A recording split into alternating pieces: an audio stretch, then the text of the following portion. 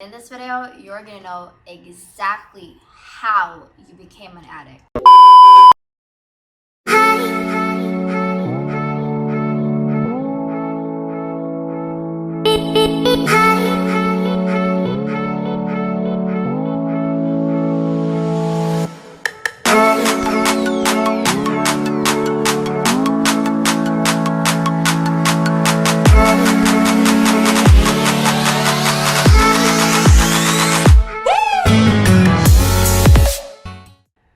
I used to be an addict too. I used to be the girl who would wake up, check her phone, scroll on Instagram, scroll on Facebook, open everybody else's messages on Messenger before she even brushed her teeth.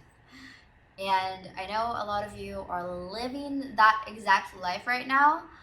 And this video is not meant to judge you in any way because, like I said, I've been guilty of these things too. Now, because I wanted to stop being an addict, I quit these things, and now you're gonna learn exactly what social media does to your brain. When you start your morning logging on Facebook or Instagram, just scrolling and scrolling away, what you're doing is you're being really reactive instead of being proactive. You're firing off dopamine receptors in your brain, or dopamine signals. I don't know which is which, but dopamine is firing off in your brain. And each time you see something new on your newsfeed, it signals, it fires off a reward. And so scrolling on social media makes you feel so good. And this is especially true when you see who liked your photos, who commented on your post. When you see a lot of influencers just hanging out in Turks and Caicos and having, the most beautiful house at 25 years old or at 22 years old, that makes you start to compare yourself to other people. And that also gives you a fear of missing out.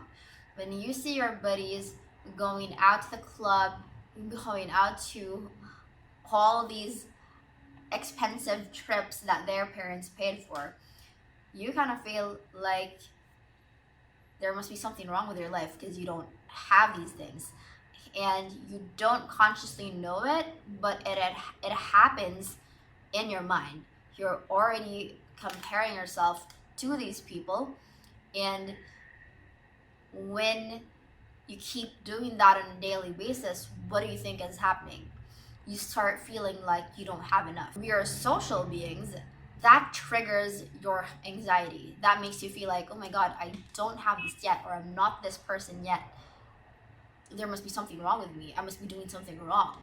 That makes you a lot more anxious. It raises your stress level. You're gonna have a lot of stress and a lot of anxiety than you would have if you didn't spend that first part of your day doing that. If you didn't spend the first hour, the first 2 hours checking in on other people's lives, because you feel so stressed out that you don't have this, or you're not this, or you don't have that, you feel pressured to start keeping up with the Joneses. And that's when you start buying shit that you don't really need or you don't really want to impress people that you don't even like. And now when you feel good because you have the things that they have and you've experienced the things that they have, when you post these things on your social media and you get a shit ton of likes, and it makes you feel like the world is revolving around you. That's another thing social media does to you. It makes you feel like it's all about you.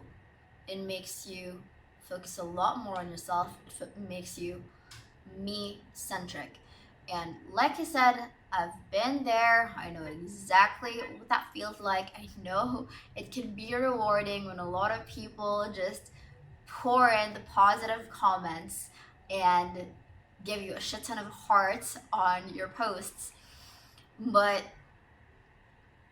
really all that gives you is a sense of fake self-esteem. It makes you a lot more selfish, but it makes it a lot harder for you to connect and really relate to other people. And if you didn't know, it's designed that way. Facebook and these social media companies, they've employed engineers from casinos in Vegas just to make sure they keep your attention. Now, you gotta understand, their business would not be worth billions of dollars without your attention. And that's why it's worth a lot more to them when they keep you on their platform for 1, 2, 3, 4, 5 hours every single day. Now, these platforms are not going to be billions of dollars if they don't meet one of the deepest human needs we have.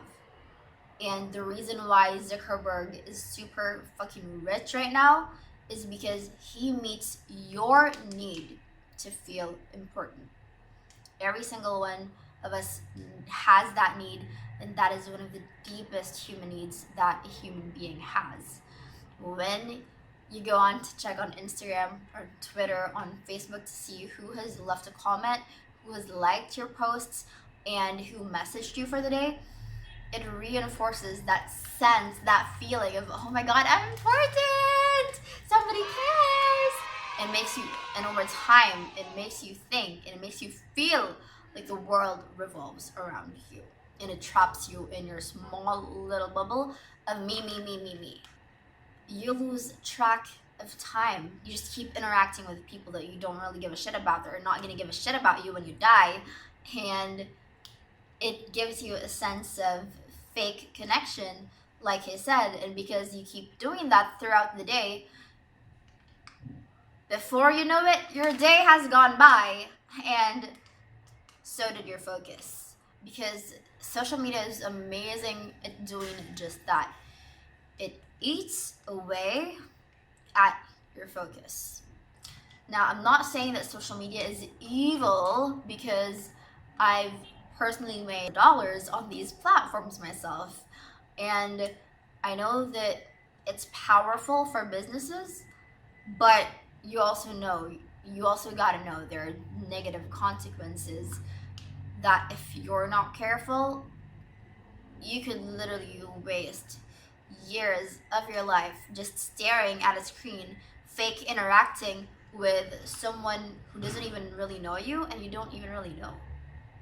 And don't you think like life's too short to be wasted doing that? And yes, there are people who actually are addicted to social media. I'm not making this shit up. It deprives you from feeling peaceful.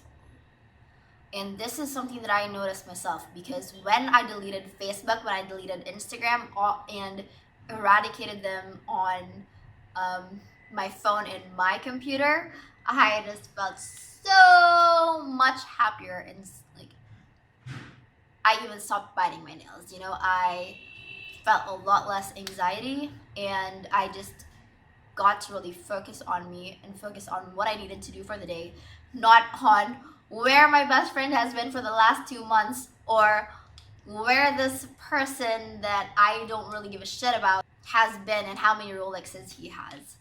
So if you want to stop being an addict, the first step is obviously to be aware that you are an addict. So what I've done to really stop this addiction is, like I said, I deleted all my social media. I'm only downloading them every single time I need to post. And after that, I delete them from my phone. And I feel like it's definitely one of the most powerful things that allowed me to cut my selfishness overall and to cut my social media addiction.